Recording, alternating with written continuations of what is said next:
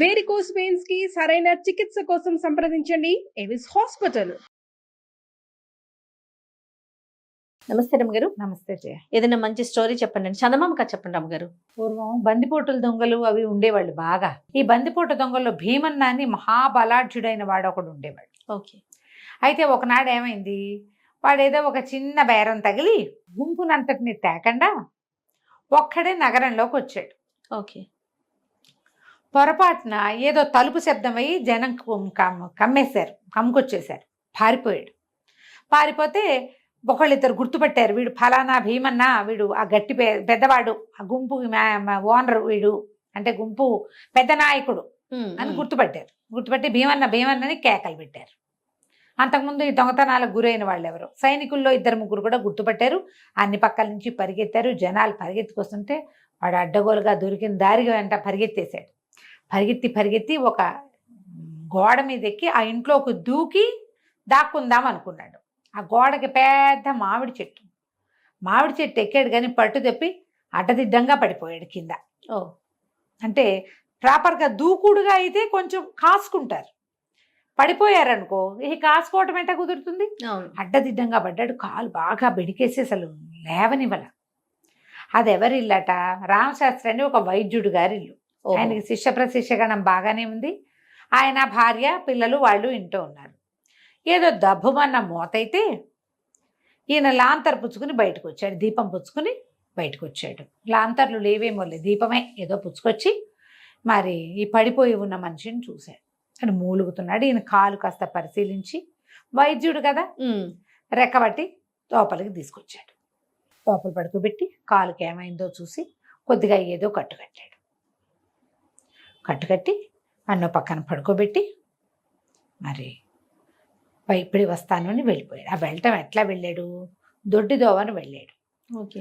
ఈ భీమన్న మీద పట్టుకుంటే 10,000 అని ఒక ఇది ఉన్నది, ఏమంటారు దాన్ని, బహుమానం ప్రకటించి ఉన్నారు.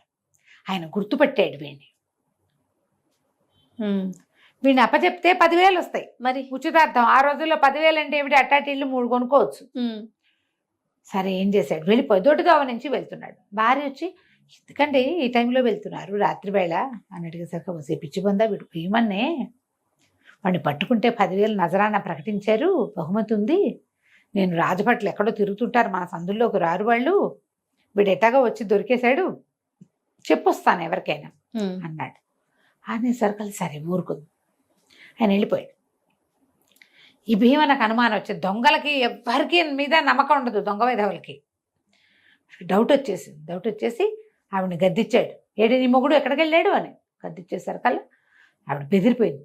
నన్న బాబా తత్త అంది, 10,000 అంది. ఆనంగానే పట్టేసుకున్నాడు ఆవిడని, రెక్కపచ్చుకుని దగ్గరికి లాగి, నేను భీమన్నని నీ మొగుడు చెప్పడానికి వెళ్ళాడని నాకు తెలిసిపోయింది, వాడి మొహం చూసినప్పుడే తెలిసింది, నన్ను పట్టుకుంటే 10,000 ఇస్తారు, నన్ను దాచిపెట్టు 1,00,000 వరహాలు ఇస్తాను నీకు అని చెప్పేసరికల్లా ఈవిడేం చేసింది, 1,00,000 మీద ఆశ పుట్టింది. ఆయనకి 10,000 మీద పుట్టింది ఆశ. వైద్యం చేశాడు, తన పేషెంట్ మీద అలాంటి ఆలోచన చేయొచ్చా ఒక వైద్యుడైన వాడు? అదే కదా. లేచాక వాడు దాని వీడేంటంటే ఒక బాధ్యతే కాదు, సోషల్ కాజ్ కోసం ఇవ్వాల, చెప్పటానికి వెళ్ళా, 10,000 కోసం వెళ్ళాడు. 10,000 కోసం ఆయన సరైన వాడేం కాదు. ఈ భార్య ఏం చేసింది, ధాన్యపు గాదెలో దాచిపెట్టేసింది ఈ భీమన్నని. ఆ గాదెలో ఉండిపోయాడు. సరే ఈయన మా ఇంటికి వచ్చాడంటే కాలుకి నేనే కట్టుకట్టాను, అంత తొందరగా పరిగెత్తలేడని చెప్పి సైనికుల్ని తీసుకొచ్చాడు. సైనికులు ఇంట్లోకి వచ్చేసరికల్లా ఏడీ లేడు.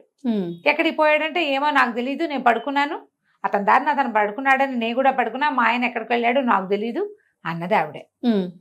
వీళ్ళంతా వెతికారు, పారిపోయాడు అనుకున్నారు. వీళ్ళు వెతకాలని వాళ్ళకి తోచల, ఊరికే ఆ గదుల్లో చూశారు అంతే. అదే ఇంట్లో ఎక్కడా దాక్కోవాల, పిల్లలంతా పడుకుని ఉన్నారు. దాంతో అయిపోయింది. సైనికులు వెళ్ళిపోయారు. అయ్యో 10,000 పోయిందే అని నెత్తిమీద చేతులు పెట్టి కూర్చుంటే వెనకాల నుంచి వచ్చాడు ఏమన్నా బయటికి. ఉలిక్కిపడ్డాడు రామశాస్త్రి గారు.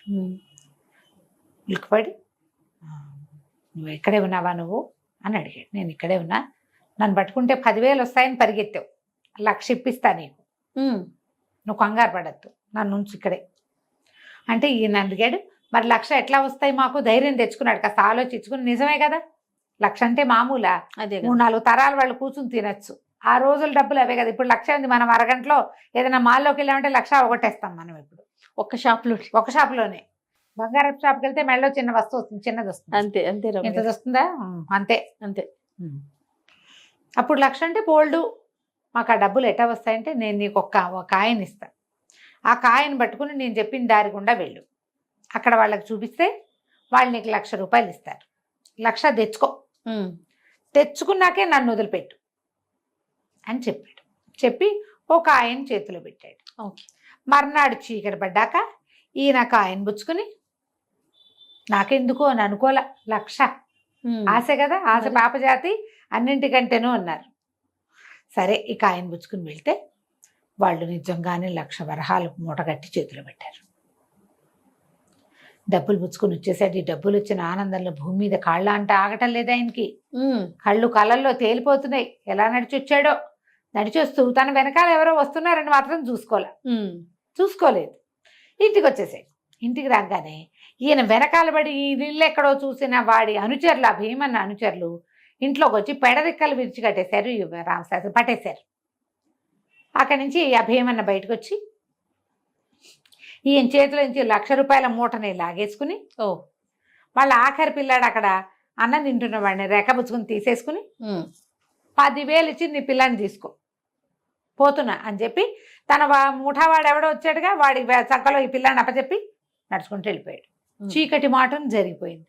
లబో దిబో ఆ 1,00,000 రూపాయలు ఊరి చివరి శివాలయానికి తెచ్చివ్వమని చెప్పి, 1,00,000 కాదు 10,000 రూపాయలు ఊరు శివాలయానికి తెచ్చివ్వమని చెప్పారు.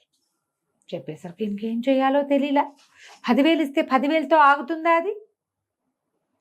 ఇక లబలబలాడిపోయారు. మొగుడు పెళ్ళం పిసికేసుకున్నారు. ఏం చేయాలో తెలీదు. ఇప్పుడు వెళ్ళి రాజభట్లకు చెప్తే వాళ్ళు ఈయనకి శిక్ష పడుతుంది, పిల్లాన్ని వాడు చంపేయచ్చు. రెండూ కష్టమే. ఆలోచించి తెల్లవారులు ఏడ్చి మొత్తుకుని, శంభు అని ఈయన దగ్గర చదువు నేర్చుకునే కుర్రాడు ఒకడు ఉన్నాడు, వైద్యం నేర్చుకుంటున్నాడు, వాడు మంచి చురుకు. వాడిని కేకేసి, నేను ఇట్లాంటి పరిస్థితిలో ఇరుక్కుపోయాను రా, చిన్నపిల్లాన్ని వాడు తీసుకుపోయాడు, ఏం చేస్తే ఏమవుతుందో తెలియక భయపడి చచ్చిపోతున్నాం, 10,000 ఏమింది ఎక్కడో చోట నుంచి తీసుకొస్తాను, కానీ ఇప్పుడు ఎట్లా? వాడు పిల్లాన్ని తీసుకుని 10,000 తీసినాక ఇంకో 10 అంటే మనం ఎక్కడి నుంచి తెస్తాం అంటే శంభు ఒక మంచి ప్లాన్ చెప్పాడు ఈయనకి. మర్నాడు సాయంత్రం డబ్బులు తెచ్చి మనకు ఈ తెల్లారాక ఇవి డిస్కస్ చేశారు. సాయంకాలం ఈ నెలల రాత్రి అయ్యాక భీమన్ వచ్చేసాడు. ఏమి 10,000 తెమ్మన్నాగా, ఏవి తే 10,000 అన్నాడు. ఈయన అన్నాడు, అదేమిటి ఇచ్చేసాక సాయంత్రం పిల్లాన్ని తెచ్చి దించుతామన్నారు, నువ్వు వస్తే పిల్లాన్నే తెచ్చావనుకున్నాం, ఇంకా ఎంతమందికి ఇస్తాను, సాయంకాలం ఇచ్చా కదా అన్నాడు. అనగానే అతను ఆశ్చర్యపోయాడు. భీమన్న, మేమేం తీసుకోలేదే, నువ్వు ఎవరికి ఇచ్చావో అన్నాడు. ఎవరికి ఇవ్వటం ఏమిటి, ముసుకేసుకుని వచ్చారు, మొన్న నా వెనకాల వచ్చిన లాంటి వాడే ఉన్నాడు అక్కడ, 10,000 తీసేసుకున్నాడు, మళ్ళీ తెమ్మంటే నేనెక్కడి నుంచి తెస్తాను, నా వల్ల కాదు అని లబో దిబో అని భార్యాభర్త ఏడ్చారు. భీమన్నకు అనుమానం వచ్చింది, ఏంట్రా ఇది అని. ఈయన అన్నాడు, మీ ముఠాల వాడే ఎవడో కొట్టేసి ఉంటాడు 10,000, నా 10,000 పోయినా నా పిల్లాడు నాకు తెచ్చివు అనేసరికల్లా, అట్లా కాదు, ఇప్పుడు ఆ ముఠాలో వాడైతే వాడెవడో నేను పట్టుకోవాలి, ఇవాళ సాయంత్రం రా, అదే ఈ సాయంత్రం అయిపోయి రాత్రి అయిపోయింది కదా, రేపు సాయంత్రం రా, మా ముఠాలో వాడెవడో నేను తెలుసుకుంటాను, నువ్వు నాకు 10,000 ఇవ్వక్కర్లా, ఇచ్చిన 10,000 నాకు చాలు, కానీ నువ్వు పట్టుకురా. ఓకే అంటే సరేనన్నాడు. మర్నాడు చీకటి పడ్డాక ఈయన 10,000 చిన్న మూట కట్టుకుని అక్కడికి వెళ్ళాడు. భీమన్న డబ్బులు తీసుకోవడానికి ముందే వచ్చి ఓ మూల దాక్కున్నాడు, ఎవడొచ్చి డబ్బులు తీసుకుంటాడో చూడ్డానికి. వాడు ఏం చేశాడు, వెళ్ళి తన ముఠాలో 10,000 ఇమ్మన్నాను, నేను ఇవ్వలేదు, ఇవాళ తెచ్చిస్తాడని చెప్పాడు. అంటే ఏమనుకున్నాడు, ముఠాలో వాడు ఎవడో డబ్బులు లాక్కున్నాడు, ఇప్పుడు వాడే మళ్ళీ వస్తాడని వెయిట్ చేస్తున్నాడు, అతను దాక్కున్నాడు. ఇంతలో ఏమైంది, ఒక ముసుగు మనిషి వచ్చాడు. రాగానే ఈయన రామశాస్త్రి గారు అన్నారు, మరి నువ్వు అసలు భీమన్నవో కాదో తెలియకుండా నీకు ఇవ్వను, మొన్న ఎవరికో ఇచ్చేసాను నేను, నువ్వు భీమన్నవు అవునో కాదో తెలిస్తే కానీ నీకు నేను డబ్బులు ఇవ్వను అన్నాడు. భీమన్న దాక్కుంటాడనే సంగతి తెలిసినట్టుగా తెలుసు వీళ్ళకి, కానీ నటించారనమాట. ఆ ముసుగు మనిషి అన్నాడు, నేనే అసలు భీమన్నని మీద పడి డబ్బులు లాక్కుపోయాడు. ఇంతలో ఏమైంది, దాక్కున్నాడు భీమన్న, వాడు ఎవడో తెలుసుకోవడం కోసం వాడు పరిగెత్తుకుంటూ వచ్చేసేసి ఈ ముసుగు మనిషిని కావటేసుకునేసరికల్లా ఈ ముసుగు మనిషి ఏం చేశాడు, చటుకు తన మొహం మీద ఉన్న ముసుగుని ఈ భీమన్న మొహం మీద వేసేసి గట్టిగా బిగించి పట్టుకున్నాడు. దొరికాడు దొంగ, రండి అని కేకేశాడు.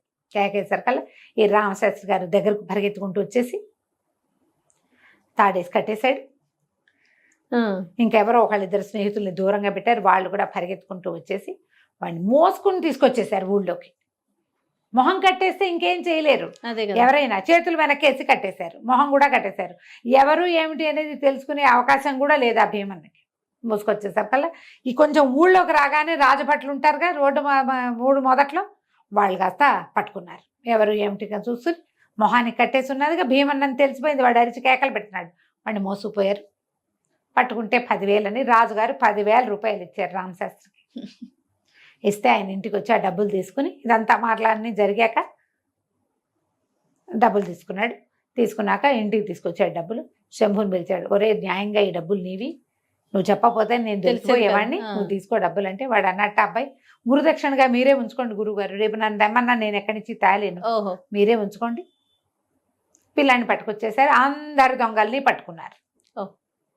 దొంగలందరినీ పట్టేశారు. పిల్లాడేమో వీళ్ళ ఇంటికి చేర్చేశారు సేఫ్గా. కథ కంచుకి మనం